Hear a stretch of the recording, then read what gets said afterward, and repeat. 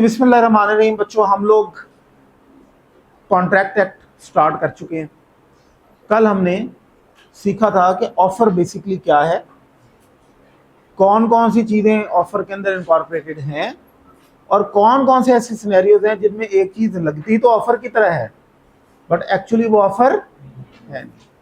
उस पर कोई क्वेश्चन हो तो बताइएगा। की बात है, आगे चले। आज जो पहला पॉइंट हमने सीखना है इसके वाले से, अगर आप अपने बुक्स पे आए, पॉइंट 2.1.2 कम्युनिकेशन का पॉइंट है। इस पॉइंट को समझाने से पहले मेरा एक क्वेश्चन है आप सबसे। अब आपने तो नहीं पूछा, मैं पूछ लेता हूं। कॉन्ट्रैक्ट करने के या एग्रीमेंट करने के कितने तरीके होते हैं? दो बेसिक तरीके। कौन कौन से शाबाश? एक्सप्रेस एंड एक्सप्रेस में कितने फर्दर है? ऑरल और इम्प्लाइड किधर से आ रहा है? मेरे कंडक्ट से। तो किसी आसान तरीके से मैं यूं भी कह सकता हूं सर तीन तरीके हैं, लिख के, बोल के या हमारे कंडक्ट से। अगर एग्रीमेंट करने के ये तीन तरीके हैं जो अल्टीमेटली कॉन्ट्रैक्ट बन सकता है, तो ऑफर कम्युनिकेट करने के भी तो यही तीन तरीके होंगे। मैं ऑफर बोल के भी कम्युनिकेट कर सकता हूं, लिख के भी कम्युनिकेट कर सकता हूं, या मेरे कंडक्ट से भी कम्युनिकेट हो सकती है। जैसे हमने कल देखा था, किसी शेल्फ से चीज उठाते हैं तो हमारी तरफ से ऑफर है कि हम ये खरीदना चाहते हैं। यही पॉइंट अब पड़ा हुआ है। कहता है communication of proposal is deemed to be made by any act or omission of the party proposing by which he intends to communicate such proposal or which has the effect of communicating it. अब इस बात का सादा मतलब भी बता रहा है। It means that an offer can be made by words spoken or written or through conduct of the। यहां तक बात क्लियर हो गई सर? कोई क्वेश्चन है यहां तक? इसी पे एग्जांपल देख लो। A shoe shiner starts shining one's shoes। इस तरह की एक एग्जांपल मैंने आपको बताई थी। जब एक बंदा आया था और आपकी उसने गाड़ी साफ करनी स्टार्ट कर दी थी, उसका गाड़ी साफ करने का अमल ऑफर था। आपका उसको ना रोकना, चुप रहना नहीं, क्या करना, क्या था? एक्सेप्टेंस। अब यहां पे शू शाइनर ने एक बंदे का जूता साफ करना शुरू किया, चाहता तो रोक सकता था, उसने नहीं रोका, तो ये ना रोकने का अमल एक्सेप्टेंस है। शू शाइनर का स्टार्ट करना वो क्या है? ऑफर। ये क्या बोल के या लिख के हुई थी? किससे हुई थी? नेक्स्ट पॉइंट पे आ जाइएगा।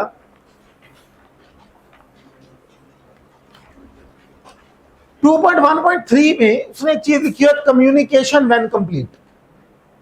नजर आ रही है बच्चों? इस पॉइंट को पढ़ाने से पहले मेरी बात जरा ध्यान से सुनिए। यहां पे थोड़ा सा हम फ्लिप कर रहे हैं चीजों। अब यहां पे एक मुद्दा है कि मैं अगर आपको कुछ ऑफर करूं, ऑफर करने के कई तरीके हैं ना, कब माना जाए कि मेरी ऑफर आप तक पहुंच गई है? पहुंच गई से मुराद है कि कब वो ऑफर इफेक्टिव होगी, कब वो ऑफर कानून की नजर में इफेक्टिव हो जाएगी। अच्छा, अब ऑफर वाले सेक्शन में ऑफर के बारे में बता रहा है, कम्युनिकेशन वाले में किसके बारे में बताएगा? अब हमारा काम है कि हम अपने लिए जिंदगी आसान कर लें। ऑफर और कम्युनिकेशन के जो टाइमिंग के रूल्स हैं, किसके रूल्स हैं? वो अलग अलग लिखे हुए हैं, तो अलग अलग फिर उनको पढ़ना, रिटेन करना, समझना थोड़ा मसला हो सकता है। तो मैंने उसका हल निकाला। मैंने कहा इन रूल्स को मैं एक जगह जमा कर दूं आपके लिए। फिर उसको मैंने एक नाम भी दे दिया। उसको मैंने नाम दिया पोस्टल रूल का। किसका नाम दिया है? ये एक वजह से दिया, भी बताता हूं। फिर मैंने उस पर ये एक असाइनमेंट कह लें, पर्चा कह लें, कुछ कह लें, बनाया, जो भी मैं आपको करवाऊंगा, दिखाऊंगा। ठीक है? मेरा दावा यह है कि आज इसको समझने के बाद, इसको करने के बाद, ऑफर और एक्सेप्टेंस के, किसके ऑफर और कम्युनिकेशन के रूल्स में ना इंशाल्लाह हमें प्रॉब्लम रहेगा और ना ही एग्जाम में इससे बाहर वो कोई बात पूछ सकता है। और ये करने के बाद फिर हम जब वापस बुक पे जाएंगे, मैं तो आपको सारी चीज एक साथ अभी करा दूंगा। फिर मुख्तलिफ पॉइंट्स जब वो जगह आएगी तो आप मुझे बताएंगे जी सर ये काम हम अच्छी तरह कर चुके हैं। तो स्टार्ट करें इसको। इससे पहले कि अब ये मैं आपको पढ़ाना शुरू करूं, एक छोटी सी बात आपको और समझानी है। आप आज 2025 के बच्चे हैं, आज की जनरेशन, इंफॉर्मेशन कम्युनिकेशन टेक्नोलॉजी कितनी तेज हो गई है। आज अगर हमने कम्युनिकेट करना होगा तो हम ज्यादातर किस चीज का सहारा लेंगे? फोन, व्हाट्सएप, ईमेल, ऐसे तरीके यूज करें। इंस्टेंट दौर आ गया, लेकिन क्या हमेशा से यही इंस्टेंट दौर था? बेटे एक लंबे अरसे तक कम्युनिकेट करने के जो मीन्स थे, एक तो वही है ना कि हमने आमने सामने कम्युनिकेट कर लिया या चलो फोन पे कर लिया। उसके अलावा जो अगला जो सबसे ज्यादा यूज होने वाला कम्युनिकेशन का मीन था वो पोस्ट था। वो क्या था? तो अब जो मैं आपको लॉ पढ़ा रहा हूं उसकी बैकग्राउंड थोड़ी समझ लीजिए। हर कानून किसी न किसी शरारत, किसी न किसी मसले को रोकने के लिए बनता है, चीजों को बेहतर करने के लिए बनता है। अब अगर मैं आपको डायरेक्ट ऑफर दूं, आप मुझे डायरेक्ट एक्सेप्टेंस करें, यहां पे तो प्रॉब्लम्स कम होंगे ना, सामने सामने सब कुछ हो रहा है या फोन पे हो रहा है। मसला कब आएगा? जब हम आमने सामने नहीं है, मेरे ऑफर भेजने में और आप तक पहुंचने में कोई डिले है, आपके एक्सेप्टेंस भेजने में और मेरे तक पहुंचने में कुछ। ये कब होता था? जब खत के थ्रू ज्यादातर कम्युनिकेशन होती थी। किसके थ्रू कम्युनिकेशन होती थी? तो अभी जो मैं आपको कम्युनिकेशन की चीजें बताऊंगा ये तब बनी थी। तब लोग करते क्या थे? पहले मैं मसला बताता हूं आपको। 1 जनवरी को, किस तारीख को? मैंने आपको खत लिखा एक ऑफर के साथ कि मैं अपना आम का बाग आपको 10 लाख में बेचना चाहता हूं। अब मेरी नीयत ये थी एक जमाने में, मैंने कहा इसको खत भेजता हूं, खत 3-4 दिन तक पहुंचेगा। चलो पहुंच गया। उसके बाद अगर वो मान गया तो मुझे एक्सेप्टेंस भेजेगा, वो भी मेरे पास कुछ दिन बाद आएगी। इस दरमियान मुझे कोई यहाँ अच्छा बायर मिल गया तो भेज दूंगा, कहूंगा खत ही नहीं मिला था भाई तेरा। क्या नहीं मिला था तेरा? लेकिन अगर यहाँ बायर ना मिला और उसने एक्सेप्टेंस कर दिया और मुझे खत मिल गया तो मैं कहूंगा अच्छा यार तू ले जा। देख रहे हो मैं कैसे मैनिपुलेट कर सकता था इस सिस्टम को, और लोग करते थे।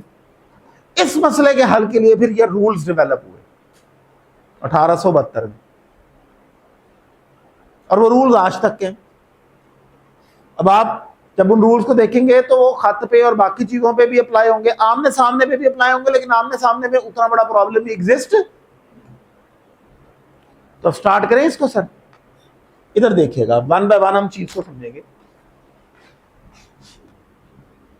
से एक साहब हैं मिस्टर अली। क्या नाम है साहब का? मिस्टर अली। मिस्टर अली 5 जनवरी को, किस तारीख को? 5 जनवरी को लेटर के थ्रू कोई एक ऑफर सेंड करते हैं। कुछ उन्होंने बेचना था, से अपने कुछ उन्होंने चेयर्स बेचनी थी कि मैं ये चेयर्स 50,000 में बेचना चाहता हूं अपने एक जानने वाले मिसेस या मिस कारदार को। किनको भेजते हैं? मिस कारदार। ये खत मिस कारदार के पास पहुंचता है 8 जनवरी को। कब पहुंचता है इनके पास? 8 जनवरी को। रवाना कब किया खत? यानी ऑफर कब भेजी इन्होंने अपने पास से? इनके पास कब पहुंची? पहला लीगल क्वेश्चन अब यहां पे आता है, ऑफर कब इफेक्टिव होगी? पहला लीगल क्वेश्चन क्या आता है?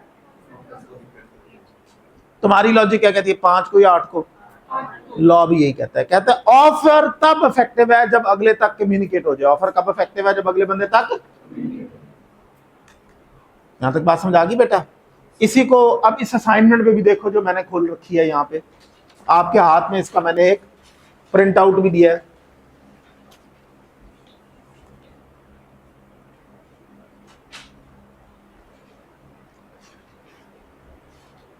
Mushtaba Khan offered to sell his maize to Majid Khan via letter on 5th January.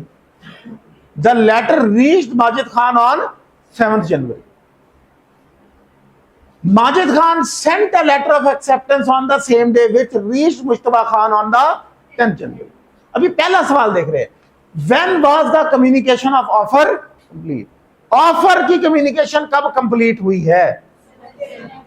शाबाश। आप कहेंगे it was complete on 7th March, the day it came to the knowledge of the person to whom it was made.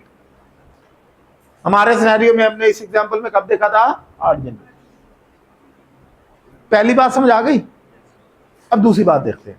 इधर देखो, इस example को भी चलाते हैं ना, साथ साथ भी वहां पे अप्लाई करते रहेंगे। मिस कारदार को ऑफर बड़ी अच्छी लगी, उन्हें ऑफर बड़ी पसंद आई, उन्होंने सेम डेट पे ही यानी 8 जनवरी को एक्सेप्टेंस का एक लेटर बनाया, उसको प्रॉपरली पोस्ट स्टैंप सब कुछ करके सेंड कर दिया, और ये लेटर मिस्टर अली तक पहुंचा 12 जनवरी को। कब पहुंचा? अब ये बड़ा ध्यान से सुनना सब। अब यहां पे सवाल ये आ गया कि एक्सेप्टेंस कब इफेक्टिव होगी। क्या सवाल आ गया? अब मैं आपको शुरू में बताया था किस शरारत को रोकना था। ये मिस्टर अली जैसे लोग क्या हरकत करते थे, लेटर भी भेज देते थे, बीच में और लोगों से भी बात, अगला बंदा खत डालता था, आने में टाइम लगता था ना, तो उन दिनों का फायदा उठा लेते थे। अगर अच्छी ऑफर मिल गई तो उधर चला दी और कहा यार तेरा तो लेटर ही नहीं पहुंचा या लेट पहुंचा या जो भी हुआ। अदालत अब किसको प्रोटेक्ट करना चाहती, कानून किसको प्रोटेक्ट करना चाहता है? एक्सेप्टर को। किसको प्रोटेक्ट करना चाहता है? तो लॉ ने फिर ये कहा कि भाई अगर तुम इस तरीके से कॉन्ट्रैक्ट कर रहे हो तो जैसे ही प्रॉमिसी या एक्सेप्टर एक्सेप्टेंस पोस्ट कर देगा, क्या कर देगा? शर्त यह है कि प्रॉपरली ठप्पे ठुप्पे एड्रेस लगा के कि उसके कंट्रोल से वो निकल गई, उसने पोस्ट कर दी, एक्सेप्टेंस वैलिड हो जाएगी प्रपोजर के अगेंस्ट। किसके अगेंस्ट? फिर रिपीट करो, किसके अगेंस्ट? दोनों के अगेंस्ट नहीं मैंने वर्ड यूज किया, किसके अगेंस्ट? फॉर एग्जाम्पल मेरी इस एग्जाम्पल में ये acceptance against mister Ali, against mister जो प्रपोजर है, या इसका दूसरा नाम क्या है? ऑफरर, या तीसरा नाम क्या था? प्रॉमिसर। कब इफेक्टिव होगी? आप कहेंगे 8 जनवरी को। किस तारीख को? यानी 8 जनवरी को अली इस कॉन्ट्रैक्ट में बंध चुका है, हालांकि उसको पता भी नहीं होगा कि लेटर पोस्ट हुआ है, पहुंचा तो बाद में है। मेरी बात समझ आ रही है? अब मैंने पहले इसलिए कहा था तुम 2025 के लोग हो, तुम्हें और सारी ये क्या भाई, एक जमाने तक हमारे पास ये मसला नहीं था, कर लेते फोन पे बात तो ये मसला ही ना होता। फोन पे कह देता अली हाँ भी कारदार इतने का ये माल लेना, हो कहता या हाँ लेना, हो जाती बात, नहीं लेना तो खत्म हो जाती। ठीक, मेरी बात समझ आ रही है? किसी का कोई क्वेश्चन हो यहां तक? अब इस असाइनमेंट पे भी आते हैं। अब आप देखिए, Majid Khan sent a letter of acceptance on the same day which reached Mushtaba on 10th January। अब सेकंड सवाल पूछा when was communication of acceptance effective? तो कब इफेक्टिव हुई? आप कहेंगे against the proposer, against the, तो 7 जनवरी को अगेंस्ट द प्रपोजर। लेकिन इस पार में दूसरी पार्टी भी तो है, वो कौन है? एक्सेप्टर। वो कौन है? उसके अगेंस्ट कब होगी? यहां लिख रहा हूं अगेंस्ट मिस कारदार, जो कौन है इस एग्जांपल में था, उनके अगेंस्ट होगी 12 जनवरी को। उनके अगेंस्ट कब होगी? जब असल में खत पहुंचा। देखो कौन एडवांटेज में है इस पूरी बात में? एक्सेप्टर। कौन एडवांटेज में है? यानी एज एन एक्सेप्टर आपने 20 अप्रैल को खत डाल दिया था एक्सेप्टेंस का, अगला बंदा कब बंद गया? 20 को। आप बंदे जब आपका लेटर पहुंचा, से 26 को पहुंचा था। इससे अपने दिमाग में थोड़ी सी बात डालो, सर इससे मुझे एक बात पता चल रही है, एक्सेप्टर अगर चाहे तो 26 से पहले किसी तरीके से भाग सकता है, वो तरीका देखेंगे। लेकिन ये बंदा ऑफरर नहीं भाग सकता, जैसे ही उसने लेटर ऑफ एक्सेप्टेंस पोस्ट कर दिया था। मैं फिर कह रहा हूं क्या कर दिया था? तो इसी में पूछते हैं, देखते हैं। It was complete against the acceptor when it reached Mushtaba Khan on 10th जनवरी। बेटा अब ये रूल याद रहेगा पहला, पक्की बात है। आगे चलूं फिर? हैं? चलो आगे चलते। अब ये तो हमने कहा कि चलो यार ऑफर का टाइमलाइन पता चल गई और एक्सेप्टेंस का तरीका भी पता। सर ऑफर खत्म भी तो की जा सकती है, रिवोक करनी है मैंने ऑफर। क्या करनी है? मैं अपनी ऑफर वापस लेना चाहता हूं। कल मैंने एक एग्जांपल दी थी छोटी सी, कि मैंने आपको ऑफर दी, जब तक आपने एक्सेप्टेंस नहीं दी उससे पहले तक मैं अपनी ऑफर खत्म, शर्त यह है कि मेरी ये चीज आप तक कम्युनिकेट हो जाए। तभी इसको डिटेल से दोबारा भी देखते हैं, बट टाइमलाइन देखते हैं। तब ऑफर की रेवोकेशन कब हो सकती है और कब नहीं। और दूसरी बात, क्या एक्सेप्टेंस भी रिवोक हो सकती है सर? क्या ऐसा भी कुछ पॉसिबल है या नहीं? इसको हम देखते हैं क्वेश्चन नंबर 2 में। Abdullah Shafiq sent an offer to Mohammad Azam. Abdullah Shafiq ने किसको ऑफर भेजी? मोहम्मद, किस तारीख को? 22 मार्च को। Offering to sell him his bat for ₹5 lakh. Abdullah Shafiq Azam Khan को कह रहा है, एक खत भेज रहा है 22 तारीख को, कह रहा है भाई मैं अपना बल्ला आपको 5 लाख में भेजना चाहता हूं। आजम रिसीव द लेटर ऑन 24 मार्च। आजम के पास लेटर कब पहुंचा? अच्छा, यहीं तक अगर तुमसे एक सवाल कर लो, ऑफर कब इफेक्टिव हो रही है, 22 को या 24 को? तो जरा ताकत से बोलो, कब इफेक्टिव हो रही है? अब सर जब ऑफर पहुंचती है तब इफेक्टिव होती है। अच्छा, आगे कहानी देखते हैं। And sent a letter of acceptance on the same day. 24 को ही आजम साहब ने क्या भेज दिया? Letter of. अच्छा, यहां तक एक और सवाल ऐसे कर लेता हूं, अब्दुल्ला शफीक के अगेंस्ट कॉन्ट्रैक्ट कब बन गया था? 24 को। आजम के अगेंस्ट कब बनेगा? जब वो रिसीव। चलो आगे कहानी चलाते हैं। Abdullah Shafiq meanwhile changed his mind and wanted to revoke the offer. इस दौरान अब्दुल्ला का दिमाग जरा बदल गया था। उसने तो बल्ले से सेंचुरी मार दी थी। उन्होंने कहा तो मेरा लकी बैट है, तो वो अपनी ऑफर क्या करना चाहता था? Revoke. And sent a letter of revocation on 23 March which reached Mohammed Azam on 25। 23 मार्च को ऑफर रिवोक करने का लेटर भेज रहा है। आजम के पास कब पहुंचा है? वो उससे पहली एक्सेप्टेंस पोस्ट। अब पहला question, has the offer been revoked effectively? क्या ये ऑफर इफेक्टिवली रिवोक हुई है? हम कहेंगे नहीं। क्यों? हम कहेंगे सर जैसे ही उसने भेजा था, लेटर पोस्ट किया था, अब्दुल्ला के अगेंस्ट तो क्या बन गया था? कॉन्ट्रैक्ट। तो वहां से एक चीज एक्सेप्ट हो जाए उसके बाद तो ऑफर रिवोक। इसका मतलब ऑफर कैसे रिवोक हो सकती है? सर एक्सेप्टेंस के इफेक्टिव होने के पहले अगर रेवोकेशन पहुंच जाए। किसके अगेंस्ट इफेक्टिव होने के पहले? प्रपोजर के। तो अब इसको पढ़ लो जरा। Has the offer been revoked? No, the offer could not be revoked as the moment Azam Khan posted the letter on 24 March the agreement was completed against Abdullah Shafiq. His revocation could only have been effective against Azam on 25th March when the acceptor received the revocation, but the agreement was already formed. यहां तक बात समझ आ गई sir? अब एक सवाल आ गया यहाँ पे। यहां तक तो कोई क्वेश्चन नहीं है। ऑफर रिवोक करने का तरीका समझ आ गया? कोई क्वेश्चन हो? अब एक आखिरी बात सर, इस सिनेरियो में चले मैं आपको इधर भी साथ बताता जाता हूं। कब एक्सेप्टेंस का लेटर पोस्ट हुआ था? 8 को। अली के अगेंस्ट कब कॉन्ट्रैक्ट बन गया था? 8 को। कारदार के अगेंस्ट कब बना था? 12 को। तो अगर 8 के बाद कोई रेवोकेशन ऑफ ऑफर का लेटर पहुंचता तो ऑफर तो रिवोक। अब एक सवाल है, क्या इधर कारदार अपनी एक्सेप्टेंस रिवोक कर सकता है? क्या रिवोक कर सकता है अपनी? हाँ, एक तरीका है। इसके अगेंस्ट कॉन्ट्रैक्ट कब बन रहा था? 12 जनवरी को, जब लेटर पहुंचा था। अगर किसी तेज तरीके से ये एक लेटर 12 से पहले पहुंचा दे जिसमें लिखे कि यार वो मैंने एक एक्सेप्टेंस भेजी थी, मैं उसको रिवोक कर रहा हूं। क्या कर रहा हूं? उसको।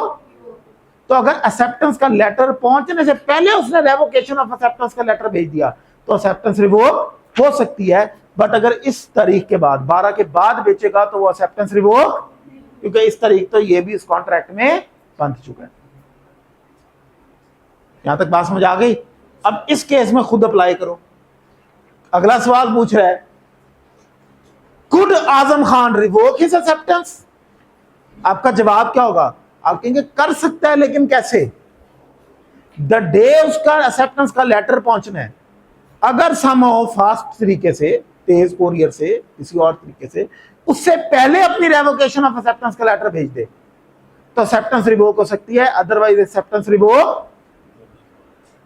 यहां तक बात समझ आई? जल्दी से पहले इसका ए और बी दोबारा पढ़ो। अगर कोई क्वेश्चन आता है तो मुझे बताओ, फिर मैं अगला बात बताऊं आपको। एक बच्चे ने बड़ा अच्छा सवाल किया, मुझे पता था ऐसे बच्चे दुनिया में एग्जिस्ट करते हैं। कि सर एक्सेप्टर ने एक्सेप्टेंस का लेटर भेजा था, बाद में रेवोकेशन ऑफ एक्सेप्टेंस का लेटर भेजा था, दोनों इकट्ठे आ गए आपके हाथ में, दो लेटर है मेरे हाथ में, अब एक्सेप्टेंस वैलिड है या रेवोकेशन ऑफ एक्सेप्टेंस? भाई अब ये गेम ऑफ चांस है। पहले अगर मैंने एक्सेप्टेंस वाला लेटर खोल लिया तो एक्सेप्टेंस वैलिड है, पहले अगर मैंने रेवोकेशन वाला खोल लिया तो आप कहेंगे सर ये तो बंदा फिर झूठ बोल सकता है। बस अदालत में जाके झूठ बोल दे। झूठ बोलने को परजरी कहते हैं। क्या कहते हैं? पकड़ा गया तो इसका बड़ा नुकसान है। साबित करने की गेम में तो हम नहीं है ना, लेकिन लॉ ने इस बात का भी हल निकाला है। उसने कहा अगर दोनों चीजें पहुंच गई तो फिर जो पहले खुलेगा वो इफेक्टिव होगा।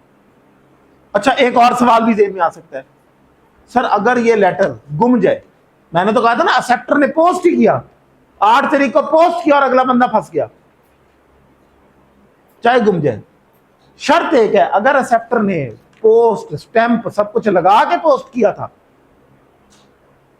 ठीक है, तो acceptance against the proposer effective हो चुकी है। इसीलिए रजिस्टर्ड डाक यूज करनी चाहिए। कौन सी डाक यूज करनी चाहिए? रजिस्टर्ड डाक क्या होती है? उसका सबूत होता है, आपके TCS OCS ये भी रजिस्टर्ड डाक है। अब आम डाक खाने में भी जाके करें, वो आपको कहेगा नॉर्मल डाक भेजो या रजिस्टर्ड। रजिस्टर्ड के थोड़े से पैसे ज्यादा होंगे, रजिस्टर्ड डाक का भी सबूत होगा कि सब कुछ स्टैंप हर चीज लगा के भेजी गई। यहां तक बात समझ आ गई? तो बेटा तीसरी और चौथी चीज भी पढ़ लेते हैं। C, what would have been in the position if the letter of acceptance was lost in transit? The letter of acceptance is effective against the proposer once it has been posted with proper stamping and address. So agreement will be in effect against the proposer. However, against the acceptor it is only enforceable once it reached the offerer, so he can revoke his acceptance. और आखिरी point, what happens is Abdullah receives the letter of acceptance and letter of revocation of acceptance at the same time. आप कहेंगे depends on which letter he opens first. If he opens the letter of acceptance, then the agreement is formed. If he opens the letter of revocation first, the acceptance is effectively revoked. Clear है ये चीज sir? Third and fourth भी दोबारा पढ़ लें, अगर कोई सवाल आता है तो मुझे बताएं।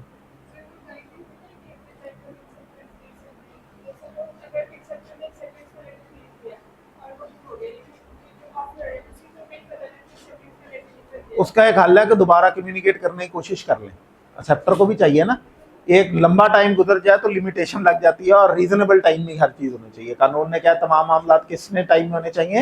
Reasonable time. क्लियर है ये चीज सर? जी बेटे, डिफरेंट से भी हो सकती है, आपके डिपेंड करता है, ठीक है ना। अगर और उसमें यूजुअली भी देखा जाता है क्या होता है, मैंने आपको ईमेल की ऑफर, आप मुझे कॉल करके कह दिया और मैंने आपकी एक्सेप्टेंस मान ली, ठीक है, लेकिन अगर मैं कह रहा हूं कि लेटर से ही करनी है तब उसी से करनी है, ईमेल से करनी है, और अगर अगला नहीं फॉलो कर रहा तो अभी देखते हैं कि उसका कॉन्सिक्वेंस क्या हो सकता है। और कोई क्वेश्चन बेटे? अब देखो जो टाइमलाइन के इश्यूज है ना, वो इस सफे से बाहर कभी भी आपको नहीं आएंगे। अभी हम जितने भी सवाल, जितने भी सिनेरियोस पढ़ेंगे। चलें फिर आगे अगले कॉन्सेप्ट पे चलें। Communication when complete. अब वही पॉइंट बता रहे हैं, the communication of proposal is complete when it comes to the knowledge of the person to whom it is made. Azam proposes by letter to sell a house to Babar at a certain price. The communication of proposal is complete when Babar receives the letter. यही point पढ़ा है ना अभी हमने। अगला कह रहा है प्रपोजल कब रिवोक हो सकता है? एक्सक्यूज मी, आप कहेंगे सर प्रपोजल तभी रिवोक हो सकता है कि अगर वो एक्सेप्टर तक पहले पहुंच जाए, उस टाइम के कि जब तक उसने एक्सेप्टेंस सेंड नहीं की कि वो इफेक्टिव हो चुकी है अगेंस्ट द प्रपोजर। इसी की एग्जांपल भी देख लेते हैं। Adeel proposes by a letter sent by post to sell his house to Jazib. Jazib intends to accept the offer but has not posted the letter of acceptance. अभी तक उसने letter of acceptance post, इसको post करने से पहले अगर उसको revocation communicate हो जाए तो क्या रेवोकेशन हो गई? आप कहेंगे हाँ जी रेवोकेशन हो गई। Adeel proposes by a letter sent by post to sell his house to Jazib. Jazib has posted the letter of acceptance. अब उसने लेटर ऑफ एक्सेप्टेंस पोस्ट, ये किसके अगेंस्ट कॉन्ट्रैक्ट बन चुका है? Against the proposer, against the. तो क्या अब वो अपनी ऑफर रिवोक कर सकता है? अब वो अपनी ऑफर रिवोक। यहां तक बात समझ आ गई बच्चों? आगे चलूं? रेवोकेशन के फर्दर पॉइंट्स देखते हैं। 2.1.5 manner of revocation of proposal, कैसे कैसे ऑफर रिवोक की जा सकती है। पहले तो तुम्हें एक जनरल रूल बता दूं, एक्सेप्टेंस से पहले हम ऑफर रिवोक कर सकते हैं, जो जो रूल्स आपको बताएं उसके मुताबिक। पहला तरीका देखते हैं। Number 1, by the communication of notice of revocation by the proposer to the other party. अभी तक गौर से सुनो, ए ने बी को ऑफर दी, मैं अपनी गाड़ी तुम्हें 10,000 में बेचना चाहता हूं, $10,000 में, सॉरी। बी ने कहा अच्छा बताता हूं। इससे पहले कि बी एक्सेप्ट करे, ए उसे कम्युनिकेट कर देता है। क्या कर देता है? खुद कर देता है या अपने एजेंट के थ्रू कर देता है। किसके थ्रू कर देता है? अपने नुमाइंदे के थ्रू, कि भाई मैं ऑफर खत्म कर रहा हूं। अगर कम्युनिकेट हो गया तो फिर ये ऑफर क्या हो गई? एग्जाम्पल 19, लेकिन इस तरह की एग्जाम्पल मैंने कल दी थी ऑक्शन के ऊपर। क्या ऑक्शनियर ऑफर कर रहा होता है? आप कहते हैं नहीं सर, वो तो क्या कर रहा है? Invitation to treat. बिडर क्या कर रहा होता है? ऑफर। बिडर ने ऑफर की, ऑक्शनियर ने किया 10 रुपए 1, 10 रुपए 2, अभी 3 पे एक्सेप्ट नहीं दी, उसने पहले ही कह दिया 3 से पहले कि भाई ऑफर खत्म, तो क्या रेवोकेशन हो गई? आप कहेंगे हाँ रेवोकेशन। तो एग्जाम्पल 19 पढ़ो। Azam at an auction gives the highest bid to buy Babar's goods. He withdraws the bid before the fall of hammer. The offer is revoked and cannot be। आगे चलूं सर, सेकंड पॉइंट पहले read कर दूं, ये बड़ा important है। इसमें तुम्हें कुछ सिनेरियोस बताऊंगा और उसमें पूरा इम्तिहान हम कवर करेंगे। By the lapse of time prescribed in such proposal for its acceptance, or if no time is so prescribed, by the lapse of a reasonable time without communication of the acceptance। अब ये बहुत important बात है, जरा ध्यान से सुने, इसको मैं ब्रेक करके बताता हूं। कुछ सिनेरियोज में बताता हूं। सिनेरियो 1, मिस्टर ए ने एक ऑफर की मिस्टर बी को और कहा कि ये ऑफर 10 डेज के लिए है। कितने डेज के लिए है? अब इसके देखना इम्तिहान में तुम्हें कहां का पकड़ा जा सकता है। तो यहां पे टाइम हैज बीन प्रिस्क्राइब्ड, यहां पे टाइम हैज बीन। अब बी कह रहा है मेरे पास 10 दिन है सोचने के लिए। अगर 10 दिन गुजर गए, पहला सिनेरियो क्या है? 10 डेज हैव लैप्स्ड और बी ने कोई एक्सेप्टेंस नहीं की, तो ऑफर अपने आप ही क्या हो गई? रिवोक। पहली बात समझ आ गई बच्चों? दूसरी सिचुएशन, बी 10 दिन रख के सोच रहा था। चौथे दिन, कौन से दिन? 4th डे, ए कम्युनिकेट कर देता है। क्या कर देता है? बी को कि मैं रिवोक कर रहा हूं अपनी ऑफर। क्या कर रहा हूं? अपनी ऑफर। तो क्या यहां भी ऑफर रिवोक हो गई? जी हां, यहां भी ऑफर क्या हो गई? आपके नहीं सर, लेकिन उसने तो 10 दिन दिए थे, चाहे दिए थे, अभी तक उसने एक्सेप्टेंस। तो आप उस टाइम लिमिट के अंदर भी अगर कम्युनिकेट कर दे मैं ऑफर खत्म कर रहा हूं, तो ऑफर क्या हो सकती है? खत्म। यहां तक भी बात समझ आ गई? तीसरा एक सिनेरियो, अब यहां पे थोड़ी सी गेम डिफरेंट थी। ए ने ऑफर की थी बी को, यही ऑफर थी कि मैं 10 दिन तक अपनी ऑफर ओपन रखूंगा, और इस 10 दिन की ऑफर ओपन रखने के लिए, ऑफर ओपन रखने के लिए ए ने बी से 1000 रुपए लिए थे। कितने पैसे लिए थे? नहीं, पहले तो वैसे ही ओपन रखी हुई थी, अब कंसिडरेशन लिया ऑफर ओपन रखने के लिए। क्या लिया? अब भी 5वां दिन था से 5th डे, ए कम्युनिकेट करता है बी को कि मैं अपनी ऑफर रिवोक कर रहा हूं। बहुत मेन बड़ा क्वेश्चन करो, काफी लोग इसको गलत बताते हैं हमेशा। बताओ अब ऑफर रिवोक हुई या नहीं? मेरी बात सुन लो, खुद नहीं बताना, मैंने तुम्हें पहले बताया। बहुत लोग क्या करते हैं इसको, पहले 2 सिनेरियोस तो सबको ही पता है। यहां पे भी आप कहेंगे सर ऑफर तो रिवोक हो गई। क्या रिवोक हो गई? रिपीट करो, ऑफर क्या हो गई? लेकिन 100 रुपए के एवज जो एक अलग कॉन्ट्रैक्ट हुआ था कंसिडरेशन के साथ कि ऑफर ओपन रखनी है, वो कॉन्ट्रैक्ट टूट गया है। उस कॉन्ट्रैक्ट की ब्रीच में बी ए पे केस कर सकता है। ये बहुत टेक्निकल पॉइंट है और ये देख लेना तीनों में से उसने तो सिर्फ एक ही बात लिखी हुई है कि टाइम तक ऑफर ओपन है, अगर टाइम खत्म हो गया तो offer revoke with in time. अगर क्या होगा, ये सारे सिनेरियोज जो मैंने बोर्ड में बनाए हैं, इससे बाहर इंशाल्लाह एग्जाम में नहीं पूछ सकता। ये बात तुम सबको समझ आ गई है? पक्की बात है। अच्छा, दूसरा सिनेरियो, यहां तो टाइम प्रेस्क्राइब्ड है ना। अब हर बार ऐसा होता है कि हम लोगों को कहते हैं मैं तुम्हें ऑफर कर रहा हूं और इतने दिनों के लिए, कई बार तो हम टाइम बताते ही नहीं है। यानी ए बी को ऑफर करे और कोई टाइम प्रिस्क्राइब ना करे, यानी time has not been prescribe. अब यहां कितने टाइम के लिए ऑफर ओपन रहेगी? कोड कहता है रीजनेबल टाइम के लिए। किसके लिए? अब रीजनेबल टाइम का मतलब क्या है? ये क्वेश्चन ऑफ फैक्ट है। रिपीट करो ये वर्ड, ये क्या है? Question of. हर सिनेरियो में रीजनेबल टाइम डिफरेंट है। कुछ मामला तो इतने तेज हो रहे होते हैं, जैसे फ्रूट मंडी में चले जाओ, बोली लग रही है, सेकंड में चीज बदल रही है। मैंने ऑफर की, अगले ने नहीं मानी, मैंने अगले की मान ली, बस ठीक है ऑफर खत्म होगी इतने टाइम में। कहीं भी हो सकता है 1-2 दिन मुनासिब लगे। अब एक बंदा कह जी मैंने 1 जनवरी को ऑफर दी अपने दोस्त को, यार मेरी गाड़ी 2 लाख में ले लो। दोस्त ने कोई जवाब नहीं दिया। दिसंबर आ गया, दिसंबर में दोस्त कह रहा है मंजूर है। कहाँ मंजूर है? वो तूने गाड़ी की ऑफर दी जनवरी में। वो कहे सारे रीजनेबल टाइम क्या हो गया है? गुजर चुका है। यहां तक बात समझ आ गई? इस पे एक एग्जांपल भी देखते हैं आपकी बुक की। पहले आप जरा आइएगा एग्जांपल 21 में। Maria applied for shares of a company in June. अब जरा ध्यान से सुना, जब कोई बंदा एक कंपनी के शेयर खरीदना चाहता है ना, तो हम शेयर के लिए अप्लाई करते हैं, तो ये हमारी तरफ से ऑफर है। यानी मारिया ऑफर कर रही है कंपनी को कि मैं तुम्हारे शेयर खरीदना चाहती हूं। किस महीने में ऑफर कर रही है? Company made the allotment in November. November में कंपनी ने उसको भेजा कि हाँ भाई तुझे शेयर बेचने हैं, पैसे दे। महीने जरा गिनना, जून, जुलाई, अगस्त, सितंबर, अक्टूबर, और 6 महीने गुजर गए। 6 महीने तक क्या इन्वेस्टर यूं बैठा रहेगा?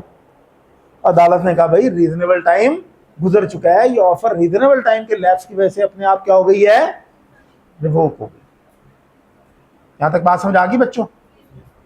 एग्जाम्पल 20 भी पढ़ लो जल्दी से, आगे चले सर। रेवोकेशन के तीसरे पॉइंट पे आते हैं। By failure of the acceptor to fulfil a condition precedent to acceptance.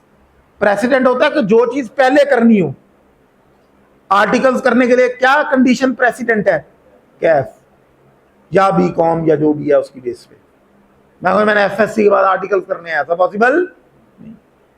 इसी तरह ऑफर में कोई भी कंडीशन हो सकती है। जैसे हमने एक बंदे को ऑफर की थी, अगर तूने इतने मार्क्स ले लिए मैट्रिक में तो मैं तुझे ये बाइक 70,000 में बेच दूंगा।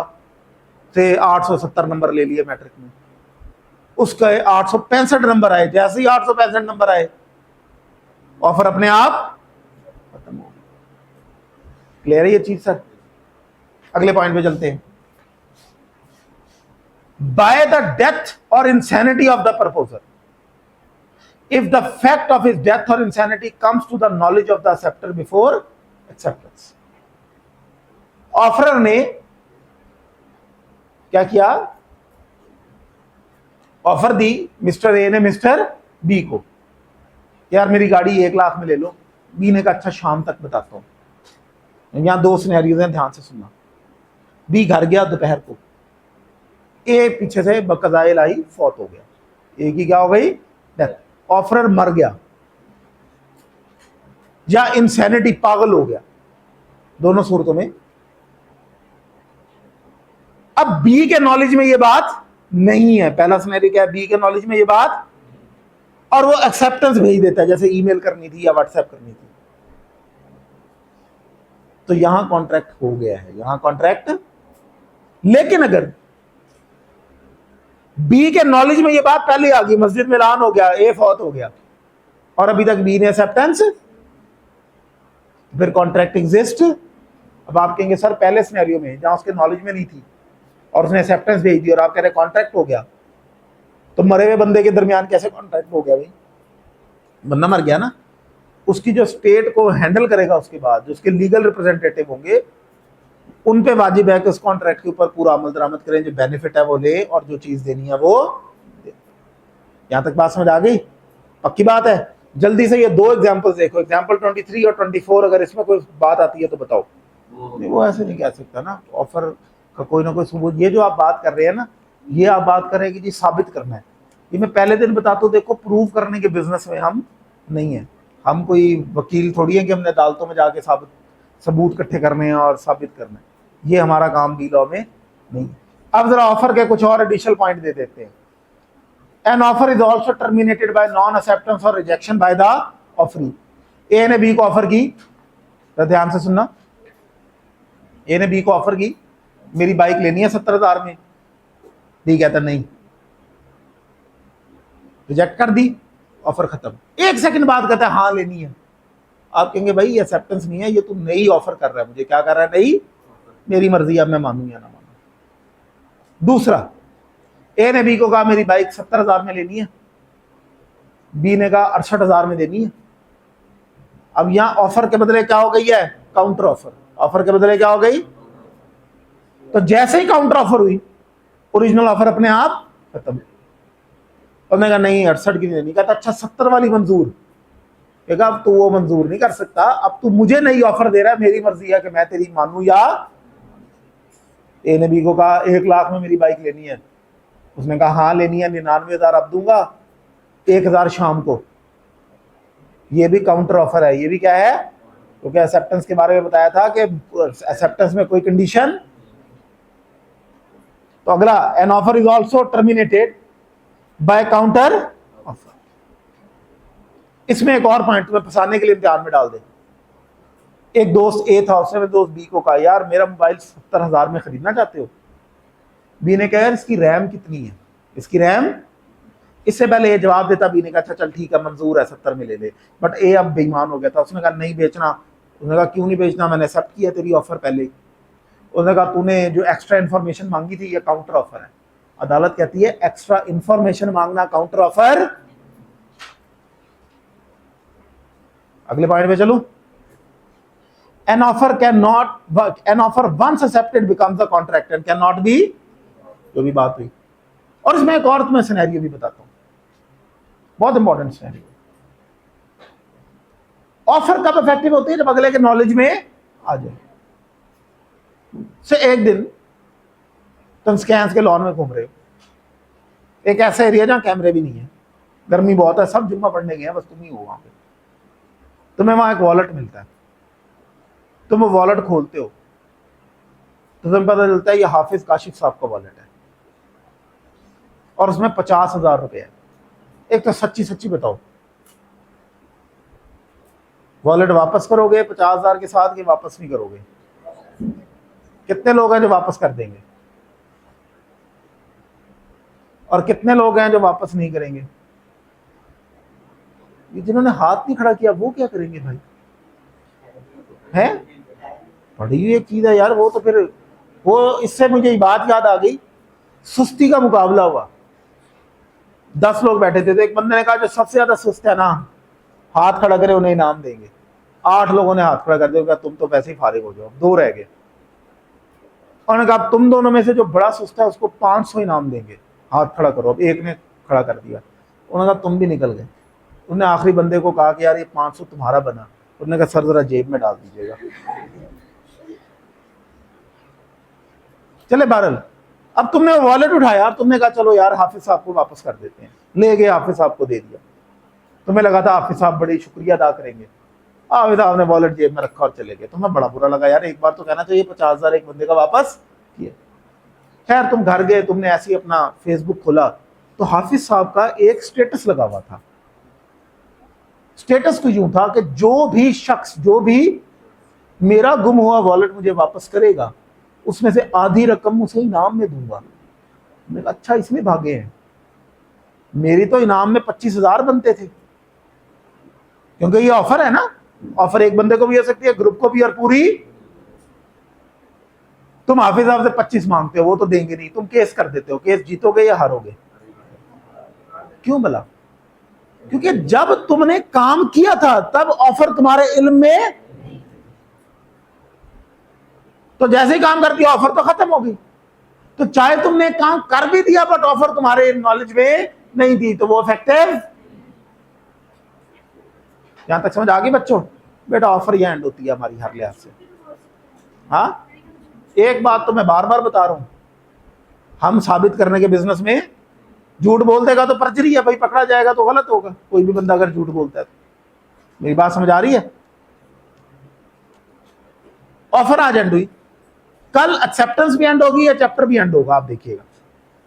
और फिर उसके बाद क्या होगा इसका? यहां तक बात समझ आ गई बच्चों? यहां तक पढ़ के आइएगा, कोई मसला हो तो मुझे बताइए।